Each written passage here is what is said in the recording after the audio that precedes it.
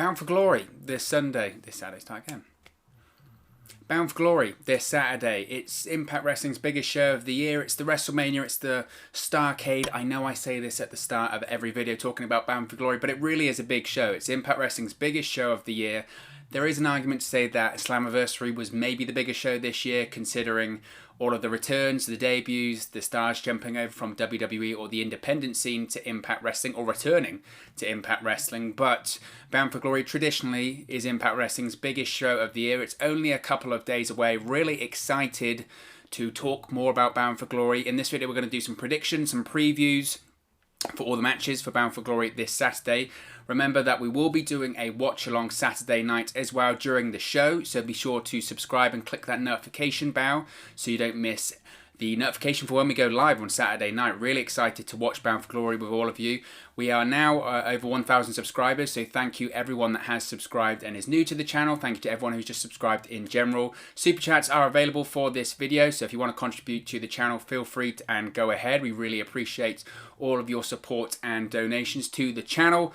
But let's get straight into the matches for Bound for Glory this Saturday. So we have the Call Your Shot Gauntlet match, where the winner can choose a championship match of their choice. Of course, in this match we have Heath and Rhino in the match. If Heath or Rhino wins, then Heath also wins a full-time contract with Impact Wrestling in addition to a championship match.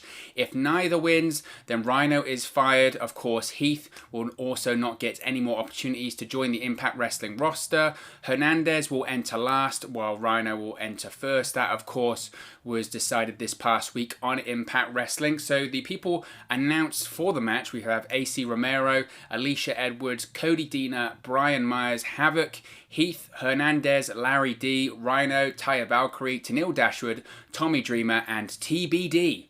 We might have some surprise entrances, more on that in a second. So obviously this is an intergender match. It's an intergender match every year. It's becoming a bit of a Bound for Glory staple now, isn't it? It's essentially a Royal Rumble, but then the final two entrants have to have a match. So that's the Call Your Shot Gauntlet match. This match really, it's been centered around Heath and Rhino, hasn't it? It's all about the Heath story, about will he join the Impact Wrestling roster, the free agent side of things. I mentioned previously, I've done a video going into quite a lot of depth to this, that I feel that the Heath storyline, look, it's a fine introduction for Heath into Impact Wrestling. What I will say, though, is that it does feel like a bit of a rehash of the old WWE storyline from 2016. And I almost feel like it doesn't need to be. I think Heath is better than that, I really do. And again, I don't think it needs to be a rehash of the old WWE 2016 storyline. Again, I think it's a good way to introduce Heath into the company, but I think Heath is capable and will go on to bigger and better things in Impact Wrestling. I've said even before Heath signed with Impact Wrestling, I felt Heath can be a world champion. I really do think that. And if anyone doubts that, go and watch the promo by Heath on Monday Night Raw earlier this year with Drew McIntyre. That Heath can be a world champion, especially in Impact Wrestling. Other companies, you know, that's debatable. He's been a comedy wrestler his entire career. He's been part of factions, tag teams. This is the time to have Heath step out into the main event scene. This is the company to do it. Heath can become a world champion in Impact Wrestling. I have no doubts about that, but it's crucial on the booking. The booking is so important when it comes to Heath. So as I mentioned, this whole match has been centered around, for me, Heath's storyline about signing with Impact Wrestling. I do think that Heath will win this match. I do think Heath will be signed to the Impact Wrestling roster. But as I mentioned in the Heath video we did on the channel a few days ago, I do think that Heath will turn on Rhino. This is my prediction for this one, is that the final two competitors in the match will be Heath and Rhino, and then Heath shows his true colours when he turns on Rhino, reveals he used him all along just to get an Impact Wrestling contract. Not only has he got an Impact Wrestling contract, but he also has a championship opportunity of his choice.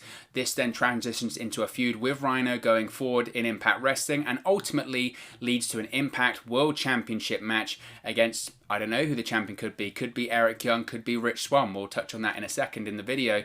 But I'm going to go with Heath to win this one. It's what the match is all about. As far as surprises, we did a video speaking about potential surprises at Bound for Glory. I could see the likes of Eric Rowan showing up. Certainly Leo Rush, maybe Curtis Axel, maybe the Bennetts too. We'll have to wait and see. But we're going to see some surprises in this one for sure. Next we have Eddie Edwards versus Ken Shamrock, of course, with Sami Callihan in his corner. Now, this is is an interesting one because if you remember the Fightful report, it came out a couple of months ago and essentially it told us the entirety of the Bound for Glory card, and to their credit, it's pretty much spot on. One of the matches they spoke about was Eddie Edwards versus Ken Shamrock. Now at the time, Eddie Edwards of course was the Impact World Champion. There was rumours that this match was going to be for the Impact World Championship. Obviously that's not the case. I've liked the build to this one. They had the mystery attacker with Eddie Edwards, turned out to be Ken Shamrock. I think everyone saw that coming. I do like the partnership with Ken Shamrock and Sami Callihan. Obviously, bitter enemies, turned a tag team at Slammiversary, disappeared for a while, and then obviously you've got Sami Callihan as the hacker, and now he's in the corner of Ken Shamrock. In terms of a prediction for this match, I think Eddie Edwards has to win. Considering he's a former world champion, this whole feud has been quite lopsided in terms of the attacks on Eddie Edwards from Ken Shamrock. Ken Shamrock, of course, this is his weekend. It's all about the Hall of Fame induction. The Rock is going to be part of that via a video message. Look, I think Ken Shamrock, I've spoken about it several times. Ken Shamrock, is he the Ken Shamrock that was in the Attitude Era? Absolutely not. He could still beat the hell out of the majority of the Impact Wrestling roster and any professional wrestling roster for that matter. So I still think Ken Shamrock has a lot to offer, even in his 50s in Impact Wrestling. I think he's been used very, very well. I think having a name like Ken Shamrock on the roster is really beneficial to a company like Impact. People know Ken Shamrock. And you've got to remember as well, when it comes to Ken Shamrock, obviously he was the first world champion in Impact Wrestling history, but also he hasn't done anything in any other wrestling company since leaving WWE. It's all been Impact or NWA TNA. So he does have this relationship with the company, and people still... Look, I still want to see Ken Shamrock eventually go back to WWE. Do I think he'll have a match? No.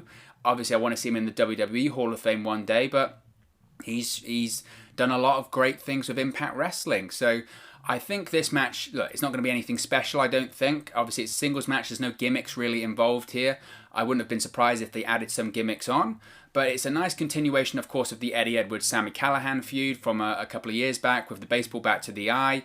And I think it's a nice evolution of that. I always prefer Ken Shamrock as a heel. I think he did his best work in WWE as a heel in the late 90s, 98 and 99.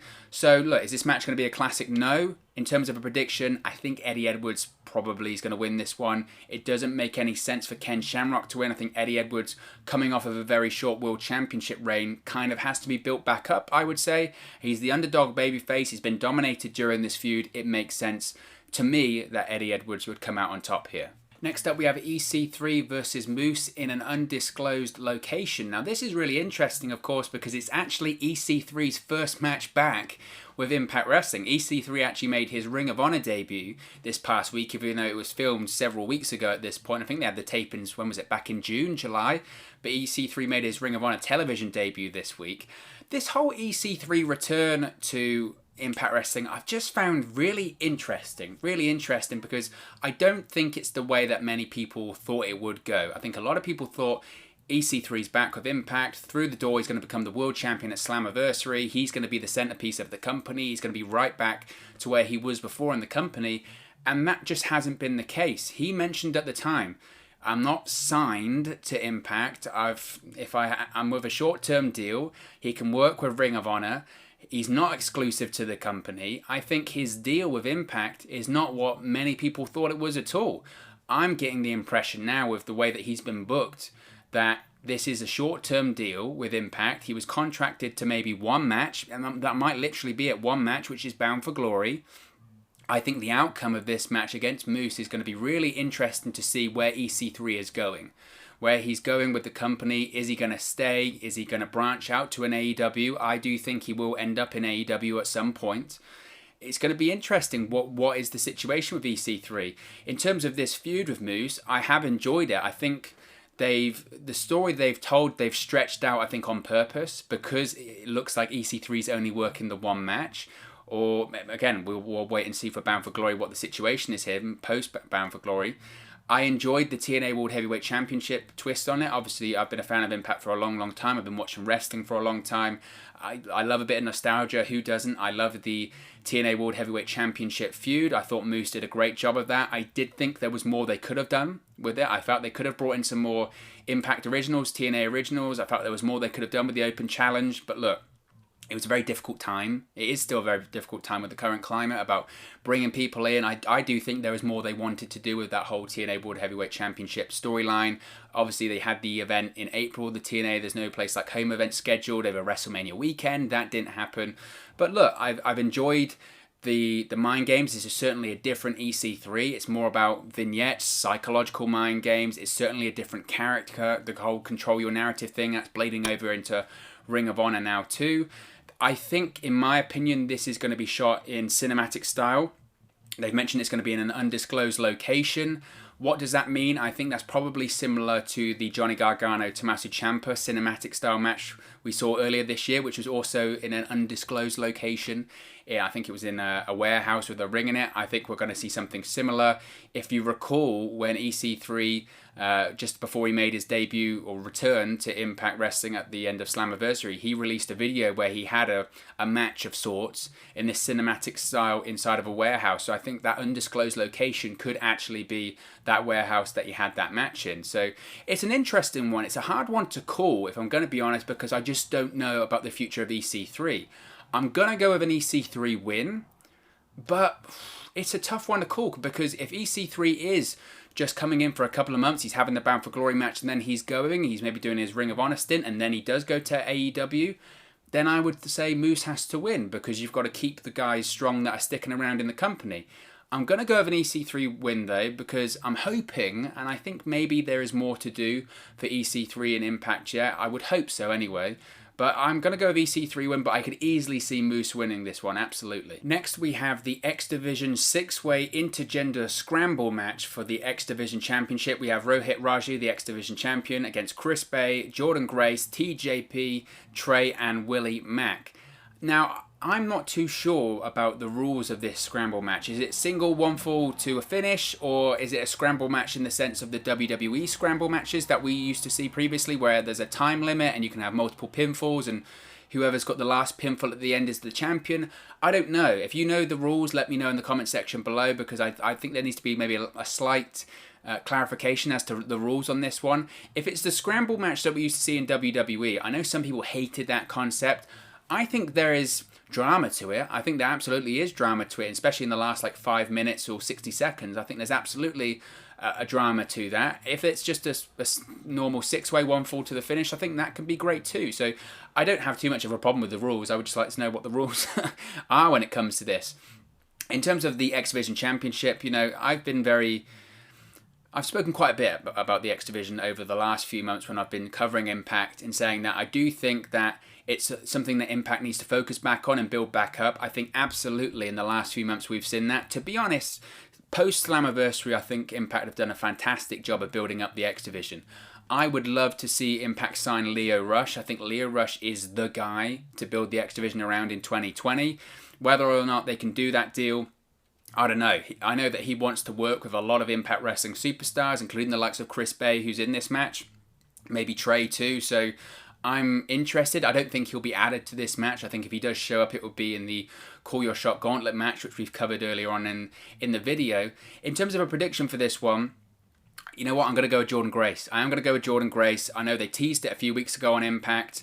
It looks to me like that's the direction that they're going. Of course, they could go in the opposite direction and have Rohit Raju sort of sneak away. That's been the whole deal in this storyline and the build-up. He sort of managed to get himself out of every situation, managed to sneak out of it still as the X Division Champion. When he had that match against Jordan Grace a few weeks ago, the X Division Championship wasn't on the line, even though it kind of felt like it was, and she beat him. I think that's how we're going to end up on this one. I do think Jordan Grace is going to become the X Division Champion. I know some people have an issue with this. What I will say is, if you're a fan of Impact Wrestling, you know the X Division is all about no limits. There is no weight class, there is no gender class. It's just about putting on great matches and stealing the show. And I think Jordan Grace fits in there well. Now, again, the reason I don't have a problem with this is because I think she can tear it up against Rohit Raju, against Chris Bay, against TJP, against Trey, even against Willie Mack. I think Willie Mack versus Jordan Grace, who wouldn't want to see that? It's unique, and some people may eye roll and go, "Oh, it's unlikely." Jordan Grace, she's stronger than some of the other guys all on the roster. So I would not write off Jordan Grace whatsoever. I think if you're gonna put a female into the X Division, Jordan Grace would be the perfect person to do that.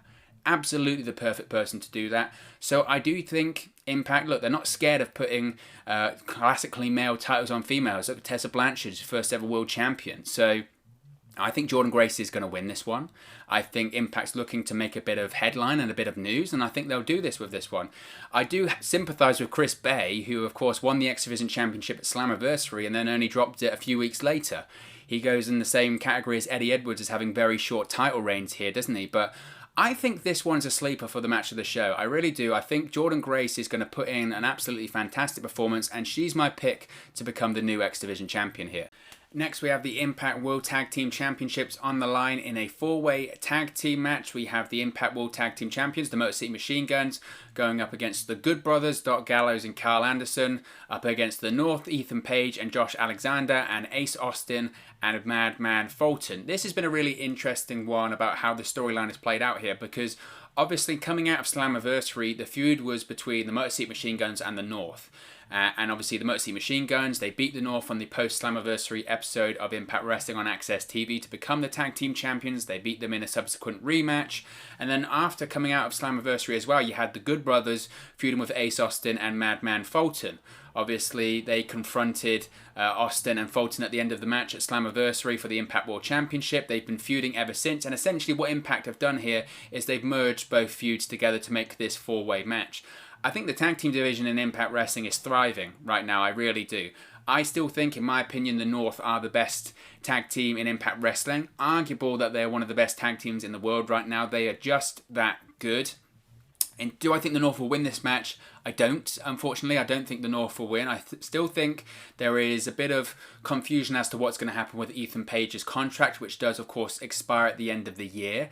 I think after that interview I read with Ethan and Sports Illustrated a couple of weeks ago that we did a video here on the channel, that I think Ethan Page is willing to sign with Impact, and I think he will. I think Impact will make him a very good offer. He spoke about that. He said he is speaking to other companies. Now, I didn't mention who they are. I would assume that's AEW and WWE. But he said, look, if Impact makes me a great offer, I'm staying, essentially. That was what he said. And he said that this whole transformation that he's going under at the moment in terms of physically, and he's cutting great promos, having great matches, he said he just wants to be the best version of himself possible, but he also wants to be rewarded in such the same, which is absolutely right on his part. So I don't think the North will win Saturday night at Bound for Glory. If I'm going to predict who's going to win this one, I'm going to go with the Good Brothers. I know some people think that maybe the Machine Guns will retain. I don't know what the situation is, quite frankly, when it comes to the Motor City Machine Guns in Impact Wrestling right now. Chris Sabin does have a contract with the company. Prior to even returning at Slammiversary, he was working as a backstage agent producer, so he's sticking around. As far as I'm aware, when it comes to Alex Shelley, though, he's kind of on a handshake deal at the moment. I don't even know if he has a contract. If he does, it's short term. So I could easily see the Machine Guns dropping the titles here. It just depends who to. I don't see Ace Austin and Madman Fulton winning this one. If you're going to drop the titles, it's going to be to either the Good Brothers or the North. As I mentioned, it's up in the air as to what the situation is with the North right now because of Ethan Page's contract, even though I do think he will re-sign. I just think that the Good Brothers, considering they are one of the crown jewels of Impact Wrestling right now, they're on big contracts, they were a big money signing just prior to Slammiversary. They're two of arguably the biggest stars on the Impact Wrestling roster right now when it comes to name recognition and just the ability to draw a crowd. The evidence of that is the Talking Shopper Mania full keg deal that they did after Impact Wrestling this past week on Access TV, and they've also got Talking Shopper Mania 2 coming up soon too. So I'm going to go with the Good Brothers to win the tag team championships here. They've won tag team titles wherever they've been, whether it's WWE, New Japan. I think Impact Wrestling will be no different. I do think this is going to be a really interesting match because, look, four-way tag matches, especially when it's not in an elimination format, it doesn't look like it's an elimination format anyway, they can get quite clustery quite quickly. But I think all of these tag teams can work. I think they have great psychology. I've enjoyed the storyline so far. As I mentioned, though, if I'm going to pick a winner here, I think the Good Brothers will leave as the Impact World Tag Team Champions. Next up, we have the Impact Knockouts Championship on the line. We have Knockouts Champion Deonna Purrazzo going up against Kylie Rae. This obviously was set up at Slammiversary. Kylie Rae won the Gauntlet match at Slammiversary to become the #1 contender for the Knockouts Championship, and they've waited this long to do this match. Absolutely the right call.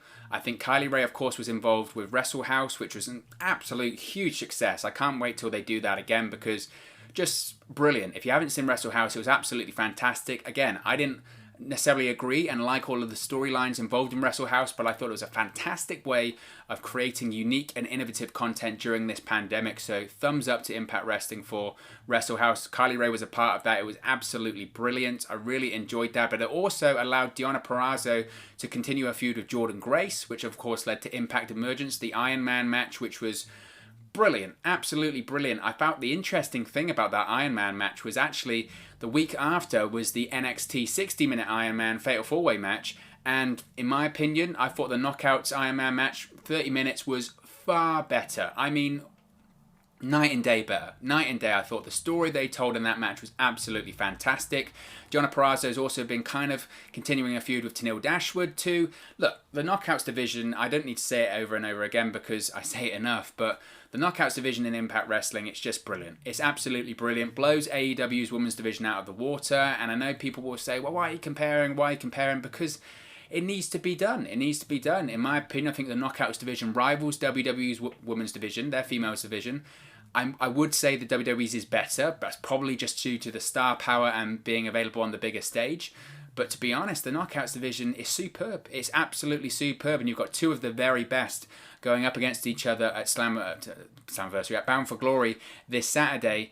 And I mentioned about the X Division match being the sleeper of the show. This is my pick for the match of the show. I think this is going to steal the show. I really do. These are two world-class athletes that, on the big level, on the big stage, they always deliver. They always deliver. So I'm really excited for this one. I think there's a lot going into it. Of course, we also had the broken arm of Su Yung. I wouldn't be surprised if Susie or Su Yung, more importantly, makes a return to her original gimmick. They've been teasing this for such a long time, and when you tease things like this, the best way and best time to pay them off is at your biggest pay-per-view of the year. WWE do the same with WrestleMania. They tease things, then they tease things, and they tease things. When do you pay them off? You pay them off on big shows, and the biggest show.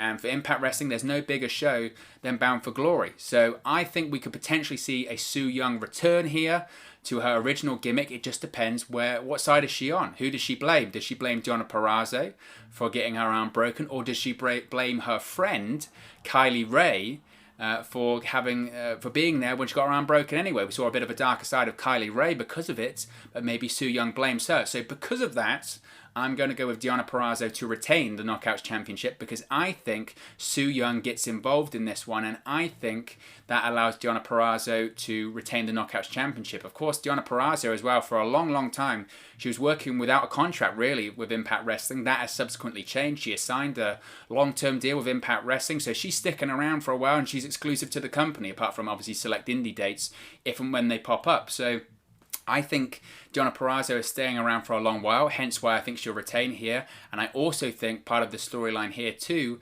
is the Kylie Rae, Su Yung storyline, which I think we will see some development too at Bound for Glory on Saturday. So I'm going to go with Deonna Purrazzo to retain here. And finally, the main event, it's all been building to this for the Impact World Championship. Impact World Champion Eric Young defends against Rich Swann. It's been the angle, hasn't it? It's been the storyline. It's been the storyline that I've done a million videos on when it comes to this channel and when it comes to talking about Impact Wrestling. Eric Young is the top heel in the company. For me, he's the top wrestler in the company. He's the top character in the company right now. Eric Young is untouchable. He's absolutely untouchable. Since he returned at Slammiversary, nobody has been able to touch Eric Young. He has been on another level to anyone else in the company. His promo work, his matches, his character work, his facial reactions, all of it has been absolutely superb. Superb. You can't touch Eric Young. Rich Swann, in fairness to him, he stepped up as well. I felt that the promo that he did when he retired because of the attacks by Eric Young, I thought was absolutely brilliant. And I do think he stepped up. I've seen a lot of people saying, wow, is Rich Swann good enough? Is he good enough to be a world champion? And I think in recent signs, absolutely he's good enough to be Impact World Champion. I think his promos have shown that. We know what he can do in the ring. I think some people, for whatever reason, don't think he's capable to be a world champion. I disagree. I think Rich Swann is more than capable of being a world champion. However, I think Eric Young will retain here. And the reason I say that is because I know the storyline here, the payoff seemingly would be that Rich Swann wins. That would be the payoff, right? He's been beaten down. He's had to retire. He might not walk again. He's been beaten a million times by Eric Young with this injury and the comeback. He had to have multiple surgeries. He had to have plates and pins and whatever else put into his ankle. I just don't see Rich Swann winning, unfortunately. And again, that's no slight to say that he can't be world champion, because I think he could. And look, he might win. He might win. Again, the storyline here, you would think the natural payoff is for Rich Swann to become the world champion. I just don't see it. I just don't see it, because I think Eric Young's doing such a good job. I think he's doing such a fantastic job. And plus, we already had a recent world title change. Eric Young becoming the world champion was a little bit of a surprise to most people. I don't think some people saw it coming, because Eddie Edwards had just won the world championship at Slammiversary, and then only a few weeks later, Eric Young wins it. The reason Eric Young won it is because he is doing such great work, and this angle was red hot. Now, my only problem with this angle is that it was booked to perfection, and it has been booked to perfection. The only issue for me is some of the logic just isn't there for me at the moment, because, again, with the injuries that Rich Swann has sustained, why wouldn't Eric Young just beat the hell out of his ankle and beat him in 2 seconds on Saturday? So that is the one thing I would say that I've been a little bit like, that takes it out of me. You know, that takes me out of it, rather. That I just think that some of the logic in some cases just hasn't been there. But at the end of the day, look, it's professional wrestling. Suspension of disbelief, I guess, that's the nature of pro wrestling. That's the nature of the beast. Sometimes you do have to just sort of forgo some of the logic, and that has been the case here. But I must say, brilliant feud, brilliant character work, brilliant promos, and just Eric Young. What more can be said about Eric Young? He's the best. He's the best in Impact Wrestling right now. He's the top heel in the company. He's the top performer in the company. It's not all about the in-ring work. It's about the character. And Eric Young has the best character right now in Impact Wrestling, bar none. Nobody can touch him. I'm going to go with Eric Young to retain, but the natural progression of the storyline would suggest that we're going to see a Rich Swann win, but I just don't know. I just don't think that's going to happen. But of course, as always, this is just one man's opinion. What are your thoughts and predictions for Saturday's Bound for Glory pay-per-view? Let me know your thoughts in the comments section below. I'll be sure to respond and reply to all of your comments. Really enjoy interacting with you guys and talking about Impact Wrestling, so be sure to leave a comment below. If you have enjoyed this video, please do smash a like on the like button as well. It really does help us out here on YouTube.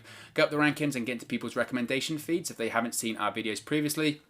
But most importantly, if you haven't already, please do subscribe to Wrestle News 365. You can do that by clicking the bottom right hand corner of the screen right now, or if you wait a few seconds, there'll be a subscribe button at the end of this video along with another video for you to watch. Thank you very much for watching, listening, streaming, or however you come across this video today, and I'll speak to you again very, very soon.